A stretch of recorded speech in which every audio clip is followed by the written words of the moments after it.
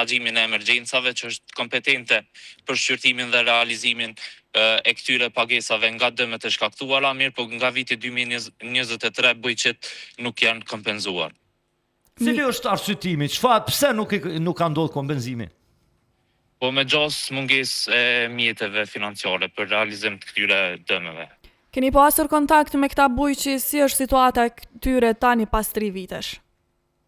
Po, unë personalisht kam pas kontakt vazhdueshëm me ta, ku i kam pyet se a ka ndodhur ekzekutimi i pagesave, por që çdo herë edhe ditën e djeshme prap u jam adresuar me pyetje, mirë po më kanë informuar që përsëri vazhdon që të mos ketë ekzekutim të atyre pagesave.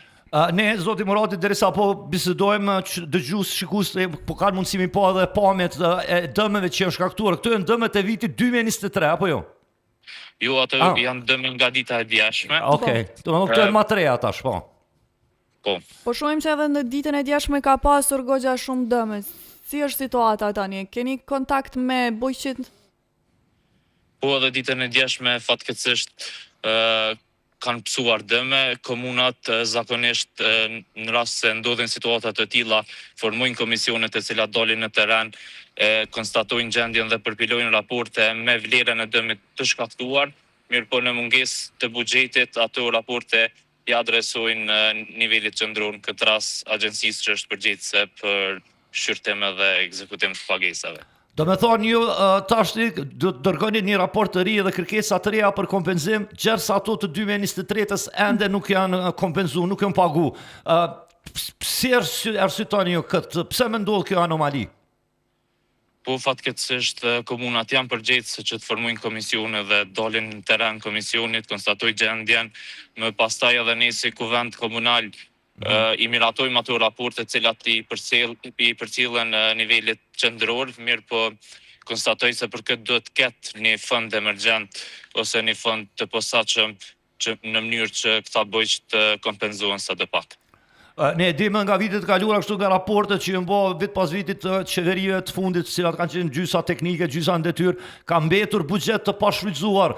Do me thonë parat janë, por pse nuk ndodh ekzekutimi, ajo mbetet e pasfikueshme. Pedi që është jashtë kompetencave tuaja, po a mundi me bën ndonjë presion më të madh? Ju si asamblesë së bashku me komunën apo me asociacionin e komunave, me shoqatën e fermerëve që të paguhen dëmet, sepse tash duhet të paguhen dëmet për vitin 2026, kurse ata nuk i kanë marrë lek as për vitin 2023.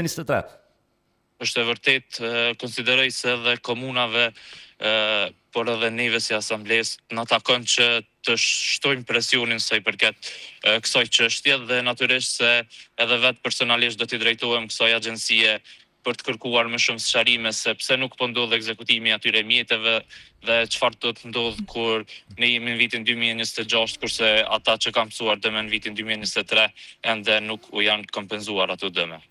Zotri Murati, dim që vetëm dje ka ndodhur pra këto, por a keni ndonjë informacion se deri në sa shkon vlera e dëmeve të cilat janë shkaktuar?